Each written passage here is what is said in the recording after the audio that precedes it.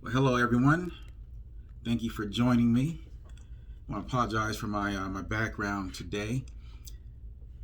Going through some paperwork, but I wanted to get this video out because I think it's important. There is a shitstorm of conflict right now between men and women, and I don't know why. There's so much conflict, but there is. So I want to share a few things here.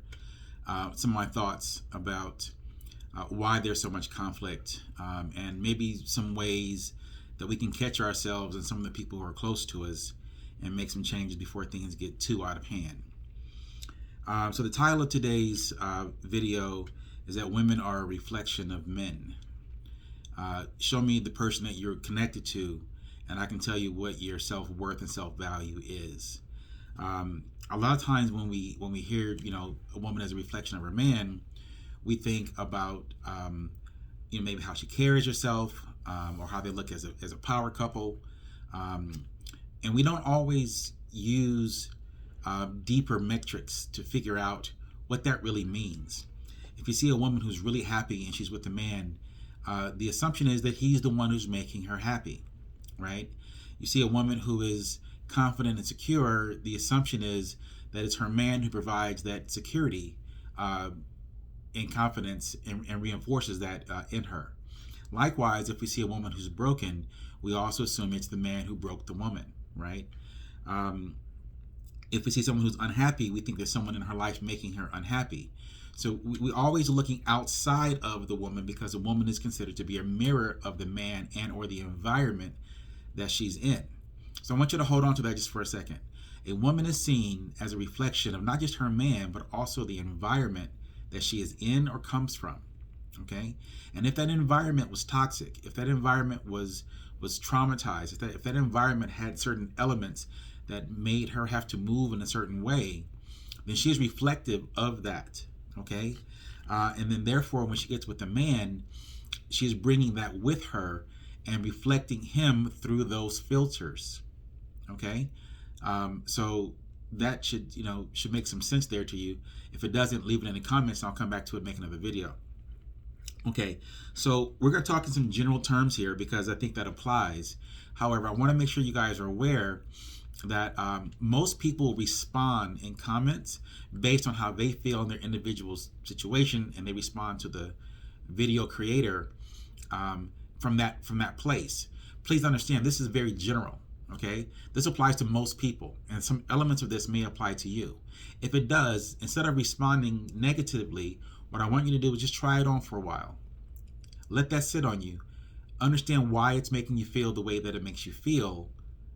Process it a little bit and then comment. And the reason why I'm asking you to do that up front is because I believe there's some triggers and some of the things that I'm going to talk about that could get people to react based on their past trauma, their past life, their past environment, and how they've been taught to reflect on that and deal with that in life, versus kind of where you actually are and what the reality of where you are may dictate how you should respond maybe a little differently. Okay? Alrighty. So let's go ahead and get into it. So historically, and I've got my notes down here, so I'm going to look down from time to time. Once I get everything set up, I guess I'll have my notes on the screen, so I'll be able to keep my eyes up on the screen a little bit better. But for now, let's go ahead and get into it. Historically, women are dependent on a man's leadership, a man's protection, the safety that a man brings to her life, his resources, his security, and reassurance. And I want to break these down a little bit. Leadership mostly means guidance.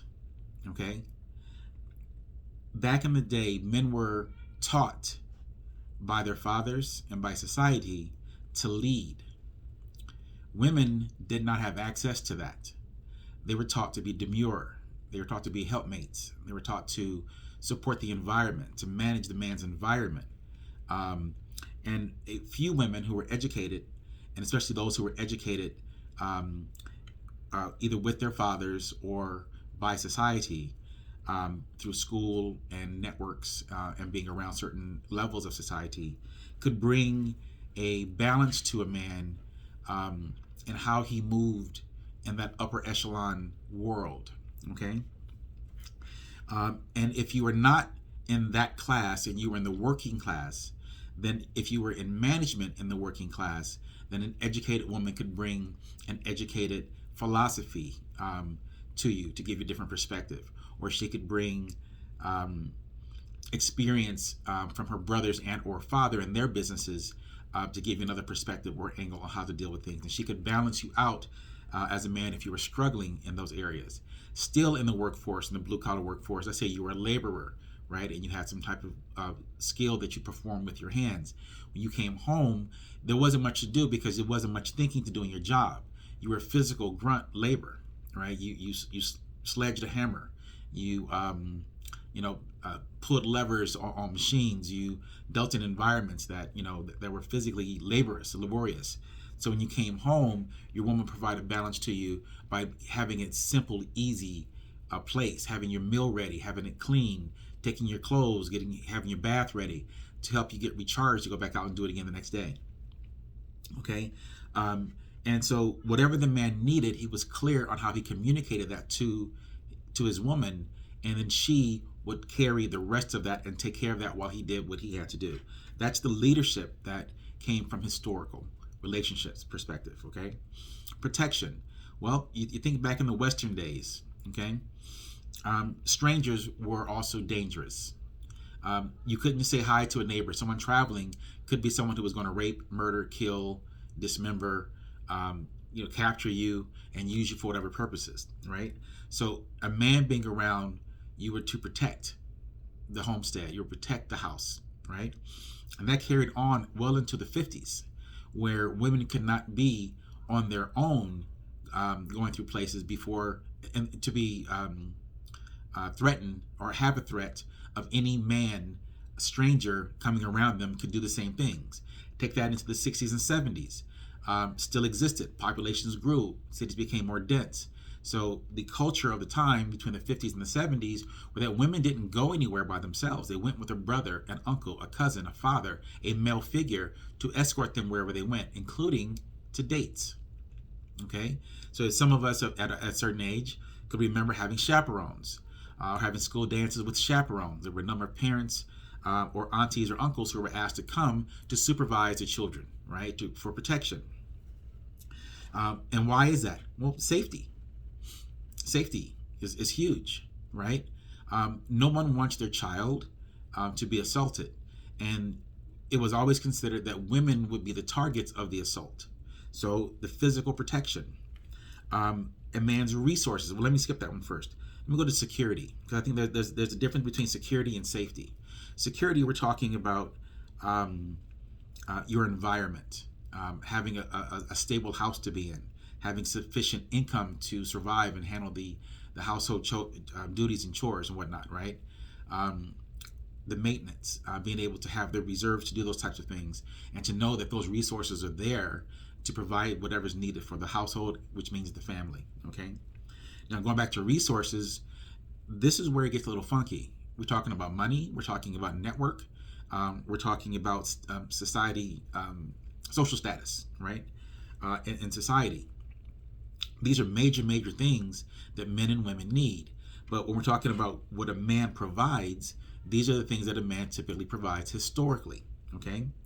So we got talking about leadership, protection, safety, some security, and then resources. Those are big. Social status, being able to move and command some level of power in your environment, in your community, in your city, amongst certain industries. That's really big for women, and women had to rely on men for those things. Then, of course, reassurance. Okay, men who have all of these features are true leaders. The reassurance part comes in here. A man's role and duty is outside of the house. A woman's role and duty is everything within the kingdom of the house. Okay, and whatever that looks like for that couple and that family. Reassurance means the man supports the woman in the decisions that she makes in order to make those things happen. He knows that she is either trained up enough, knowledgeable enough, skilled enough, resourceful enough to get the things done and to do it in an ethical way. Okay? And while she's out handling the business of the family, the business of the kingdom, she is speaking on the man's authority to do so, to execute on those things. Okay? While she's out there, she is a direct reflection of the man because they move together. A power couple is different. You may aspire to be a power couple, okay? But you may not be. You may not even have the skills, because if you don't know these 6 elements that I just brought up here, then you don't even know what it takes to be your part of a power couple, okay? You're half of the power couple. A power couple has both of these things. Both man and woman have both of these things, but will approach these things differently. And where they become a power couple is when they can match up how they work together in this environment to move accordingly and to move as one unit. When that one unit can come together and move together to move accordingly, man, that's when you start seeing really big things happen in the community, at churches, at different networking groups, in society, financial, in business. All of these things are really exploded when you have a power couple. Everyone isn't meant or designed to be a power couple. You may aspire to be one, but be with a partner who just doesn't have it in them, right? They don't have that level of ambition. So you could be choosing or have chosen the wrong partner, or you may be seeking something that is out of your reach because you personally don't have the skills to do so. There are a lot of books out there and videos to get you started, so you might want to consider that if you want to be a power couple with someone, and make sure you choose someone who wants the same things that you do. Okay, so here's a quick question. Why do modern women, with respect to the female order or the female instinct, why do they reject leadership from a man or from a dominant environment, right? So why do modern women, reject the natural order or their natural instinct to seek male leadership and dominance? So the answer to the reason why so many modern women reject it, avoid it, and have now labeled it toxic masculinity is because of feminism. Okay, so I have a daughter. My daughter's wonderful. She is 24 years old, and we get into disagreements quite often when it comes to feminism. Okay, and the reason why I'm against feminism, I believe that feminism has destroyed the balance of what men and women are supposed to be. If you think about it from this simple perspective, men and women were designed for each other. Period. A man and a woman, regardless of culture, race, height, size, whatever, men were designed for women. Women were designed for men. Therefore, it is a balance and not a competition. What feminism did was create a competitive forum, I guess, to turn women against men. Now, I don't believe that was the original intent. But if you look at the history of feminism, of how it started and what they wanted, and where we are today, you will see that in the beginning of feminism, there were womanism. I think that was a wrong term. There was feminism and feminist, and then there was womanist, and there was another group. Some way between the mid-late 60s and the 80s, these 3 factions began to merge together. Okay, and therefore the message of the 3 factions became a little bit disillusioned. Okay, and so depending on who you speak to, where they are in life, and what their levels of competency is, they will actually spew out what their personal version of feminism is, and not what the organizations have really designed for what it's supposed to be. Okay, and so now you have people out in the world, speaking on these issues, coming from a feminist perspective, or even denouncing that they're feminist, but at the same time telling you feminist views, and not necessarily recognize them because they don't want the quote-unquote label, because they're anti-labelist. Okay. Now, what a lot of feminists say, and this is the answer to the question, is that the gender roles have changed, right? When did the gender roles change? Gender roles didn't change. Women not wanting to conform or wanting to accept their role is what changed, right? So that push became big for feminists, that they wanted their independence away from men. They start to label it ancient. Okay, it's outdated. It doesn't work. Okay, well, it stopped working when women began to get their equal rights. So they fought for this stuff. They won. It took a couple of decades for it to finally start getting through and become more and more prevalent in society. Are we at 100% today? No, we're not there, right? I get it. Women still make less than men, but that's not feminism, right? That's just your workforce. So in the workforce, if I do a job and I have a certain level of education and experience, and you do the same job and you have the same level of education and experience, we should get paid the same, okay? But let's understand something that men get that women don't get. Women think things should be fair. Men understand you get what you negotiate. Okay? If I can't negotiate a better deal for myself and family, and I can just take whatever you give me, I will always have less than I deserve. So the argument that women make about them making less money is typically they take what's offered and they don't negotiate what's best for them in their situation or them and their family. And that is the difference between men and women, and I believe a large reason why women don't earn as much as men. Now, I believe they can earn more than they currently earn by just doing what I said, and I think there are still mechanisms and systems in place that, in general, in going for jobs, they would be valued less and offered less as just a result of that. That's called systemic. And so we hear that word systemic attached to racism, but systemic goes to any system that's in place that has automatic features that keep a group of people in a particular order. Okay, so this is your place. This is where you belong. So that's what the system does to kind of put them there. So there's still some work to be done in regards to that. Now, women also believe that there's no more. They don't want the definition of a man being the breadwinner and the woman being the caretaker. Well, the problem with that is the man is designed to be the breadwinner. He's designed to carry burden and stress on his back, where women are not designed to carry the same type of burden and stress. Men are not the best caretakers, or caregivers, I should say. Caretakers are when you die. Caregivers. Not that men can't. There are many men who are amazing fathers and amazing role models, right? And great caregivers for the home environment, right? They may be better suited for that for whatever reason, right? We're not going to get into the reasons for that. But if that's the balance you find yourself in, that's fine. But understand, we're asking the question is why women don't follow their natural instinct or the natural order of seeking male leadership and male dominance in their life. And these are the reasons that I have found. Okay, so if a woman doesn't believe that a man should be the breadwinner or that she can earn just as much as he does, therefore by her earning more, she should be in a more dominant role, now you're taking it and flipping the relationship upside down, right? That doesn't work for most men. So a man who is not in his rightful place, in his spirit, in his upbringing, in his focus, and who he is as a man, if he's with a woman who is constantly trying to topple that order, he will eventually leave that woman. Okay? Or if he doesn't leave that woman, she will wear him down to where even she doesn't even want that man. So that's why this is a problem, because women will not be with a man that she cannot look up to. If she feels that she is stronger, better, can do better for herself, she will leave the same person who she's responsible for tearing down and say that he wasn't strong enough. And what she means by that is that he wasn't strong enough to maintain his edge, to maintain his frame, to continue being dominant, and to eventually subdue and overpower her. Not from a physical perspective, but in not allowing her personality to break him down.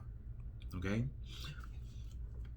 Now, I want to speak on that just for a little bit. Most men, when they're in a relationship and they have children and they've invested so much, they're more likely to make concessions and compromise, right, for the relationship. Not because they're not strong men, but because it's the best way to find balance in the relationship. What men need to understand is, even though women fight for that and they claim that, they really don't want that. In my opinion, I don't know a woman who wants to take a man who is powerful and strong, wear him down to where he is compliant to the terms of whatever they balance out in the relationship, and giving up that role, right, and allowing her to pursue her dreams. But as soon as those dreams turn into monetary reward, meaning higher money, she's looking to trade him in for something better, when in fact he was the one who was a catalyst for her getting there. Women don't believe in relationship equity in general. There are some women who do. Most women do not believe in relationship equity. Okay? Relationship equity is, I've done so much and I've put so much and we spent so much time building what we have and gaining the things that we've done and building favor with each other, that should extend beyond the completion of whatever those tasks were. For a lot of women, it's what have you done for me lately? Yeah, I know what you did for me last year. I know you moved me. I know you moved across country. I know you took your last savings and moved me out of my, toxic and infested house, moved me to a new safe environment, got me in a new place, went out and got a new job, started all over from scratch. That's fine, but what are you doing for me today? Well, the fruits of those things, right, that was invested didn't turn into something right away. It takes time to rebuild. And certain women will look at those things and become disinterested in the struggle, right? Struggle love. That's another video. And so if that woman can make money on her own and is a breadwinner and does support herself, and doesn't have the patience and doesn't see the value in the man who's rebuilding, right? Because he's not quite there. We say that women don't like to go along for the journey. They like to wait at the finish line and go home with the winner, right? If a man is not winning, then she's quick to detach. Not all women, but a lot of women. And if you're watching this video and you know that to be true, drop a comment in the below in the video. Okay. A lot of feminist men, all right, or no, we'll skip that part right now. We'll say a lot of feminists say that men have zero value and zero understanding about the female biology or how the female mind works. I actually agree with that. Okay, most women think along a pattern, a spectrum of a pattern, and most men have no idea what that pattern even looks like. Not the pattern, but the spectrum looks like, and each individual woman has her own pattern in that spectrum. Okay, but more often than not, if a man can break into and understand the spectrum, he can deal with and understand the woman a little bit better, and then kind of decide what type of woman he will or won't deal with, right? But if a man doesn't have a clue about female biology, how women think, what phase of life they're in, how that affects their thinking, how that affects their actions, they really won't know how to step in and partner with that woman well. So with that, men historically don't worry about that because we're not trying to get involved at that level. We are the leaders, so we're in front of that, right? So that is not something that even interests most men to get involved with. That level of understanding and figuring out your biology and figuring out how your mind works, all this kind of stuff, that's not our focus. Our focus is on other things. If you need someone to understand that, and you're looking for a man who understands that, you're probably looking at a man who is more likely to manipulate you, because when we get to peek behind the door and look at female nature and how it's designed and set up to go after the things that they want, most men see it as manipulative, which is a negative thing, right? Because you're manipulating men for gain. We see that as negative. We see monkey branching, which is being in a relationship with someone, but you're creating another one while not letting go of the first one in order to kind of use your hypergamous nature to move forward. And then you detach from this one and go back to this one while you're swinging looking for the next best thing, right? We see this and it disturbs us. And so most men don't even bother to care enough. We just do our own thing. And if you happen to come along and win our hearts along the way, then we comply, and then we start trying to learn and figure it out. And it's only through failed relationship after failed relationship that we begin to look deeper to see how we can find a better quality woman. Where if we're taught early enough, having males in our home that we can learn from and mentor with or mentor under, then we will have learned these things early on, been able to apply them better and choose better early. Okay, and there's going to be a part in my notes here we're going to get to in a moment that talks about how this ends up revolving, and the reflection of how women are in society today is, I believe, really men's fault. Okay, and I'll connect the dots so you can see the full circle in a moment. Today, and the third part of the answer for feminism is that today women can't be enlightened by men. Right? The reason why women can't be enlightened by men is because they simply will not listen to men. And the reason why the women won't listen to men is because Women believe that they're always right. That's a shame. Having a strong opinion and having that opinion reinforced by other women does not mean you're right about the man you are with. Failure to communicate with the man that you're with, and just because you think you're right or because other women say that you're right or they agree with you, right, doesn't mean you're right.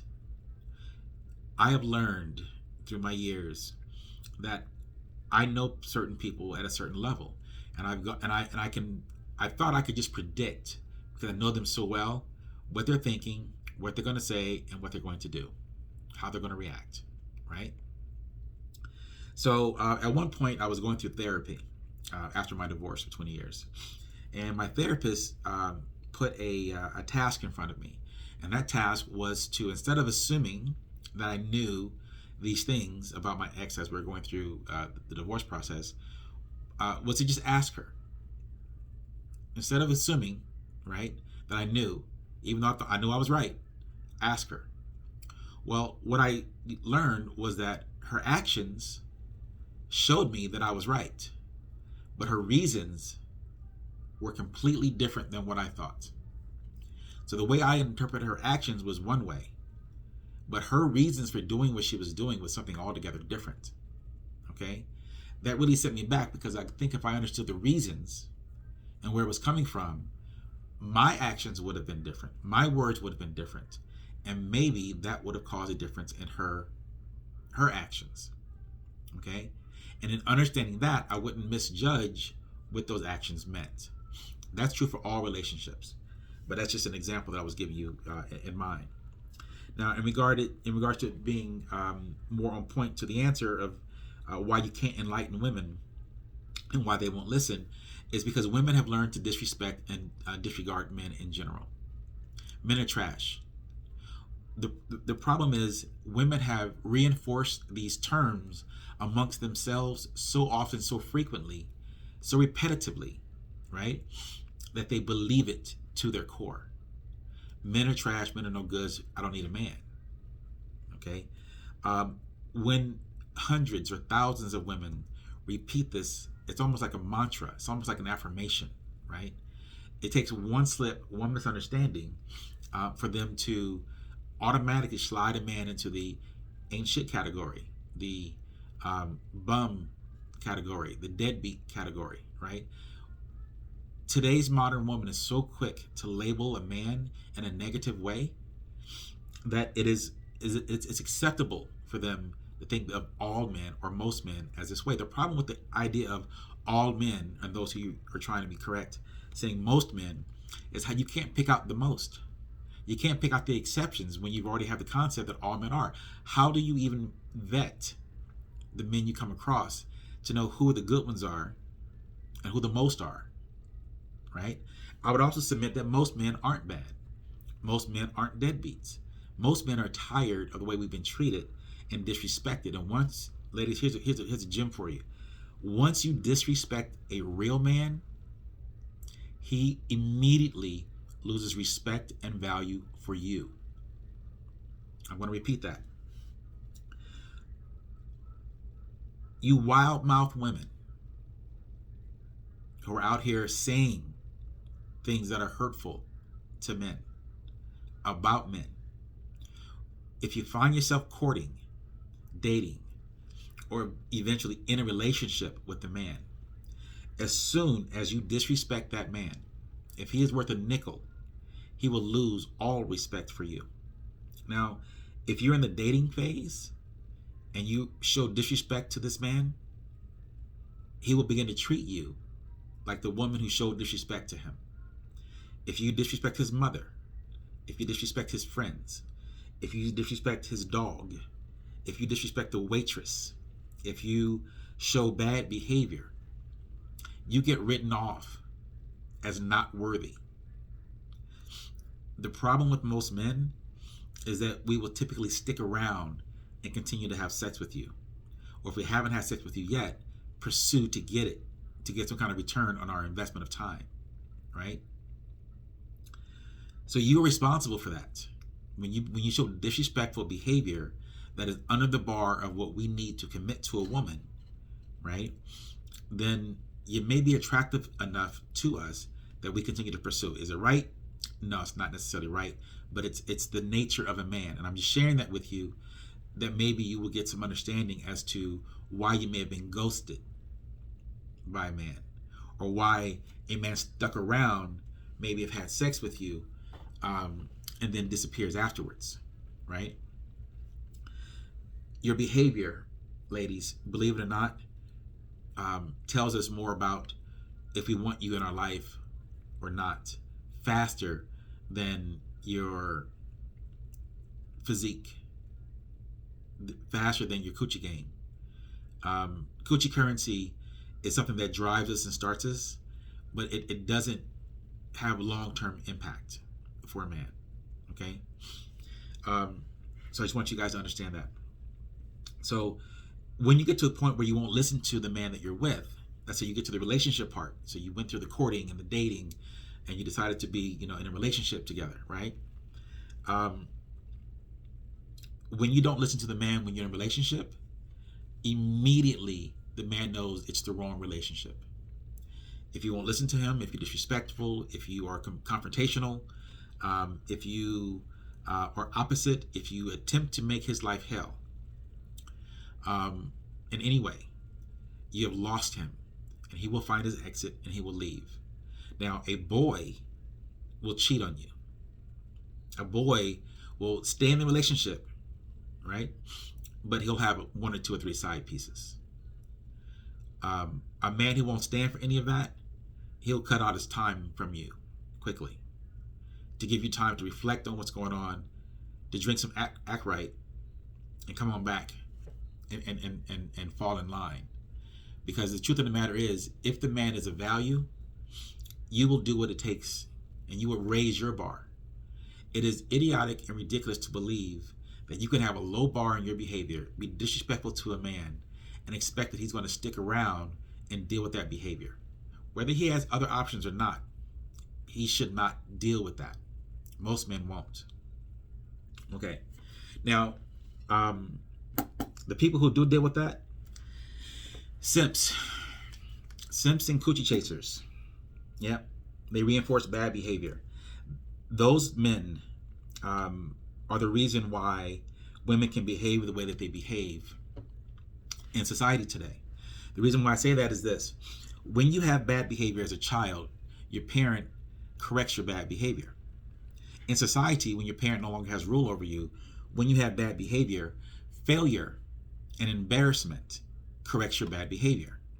The problem is we've made it almost illegal to embarrass people publicly, to shame people, right?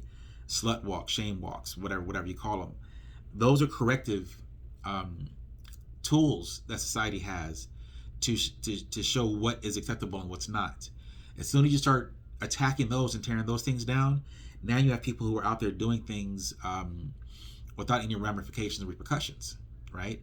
So if I could slap you and nothing can happen to me, what's stopping me from slapping you? Right? Think about that. If I can put hands on you and I have absolutely no repercussions, why wouldn't I continue doing it? Nothing's stopping me. If I can twerk in public and not get arrested for indecent exposure, or whatever the rule of law might be, why wouldn't I twerk in public? Right? And so, because the coochie is so powerful, a lot of men allow bad behavior, because they think by allowing the behavior it puts them in good favor and maybe they can get the coochie. Okay, we call that a simp, because a simp is willing to put a woman on a pedestal even with bad behavior without her having deserved it, nor will give her any kind of repercussions or critique to correct the behavior when she is out of line. That is actually a simp. A beta is not a simp. So let's get that straight. There is I'm going to call it a podcast. It's a YouTube channel that I subscribe to. It's called Fresh and Fit. These are two young guys, and I believe in their 30s, out of the Miami area. and they have a daily and evening, a late night evening show that they put on YouTube. Check them out. They're actually pretty awesome dudes. They have in their evening shows several women, anywhere between 3 and I think 7 or 8, I think is the most I've seen, sitting around the table and talking about their particular issues, right? They ask questions, they go back and forth, and it is what it is. So on one of the episodes recently, they had a young lady who was on the show, and she had X number of subscribers on her OnlyFans page. She mentioned the OnlyFans page one time, okay? She had extremely bad behavior. She was a horrible guest. She was foul. She was, just say ratchet, the worst way, ratchet. And then after the show was over, the fellas went through and they were asking about certain things, and the girl was surprised to see that her OnlyFans page had increased by 10,000 subscribers. One mention on one show, and it increased by 10,000 subscribers. Now, the comments on the show, people were really coming at her pretty hard about, kind of poor quality woman she was and her attitude and all these kind of things. Yet many of those same people who were commenting, and they were actually paying in order to be able to comment, sending super chats on the show, that it was surprising that the very same people were the ones who were subscribing to her channel. Okay, so when simps reinforce bad behavior, it's bad for men and women and society.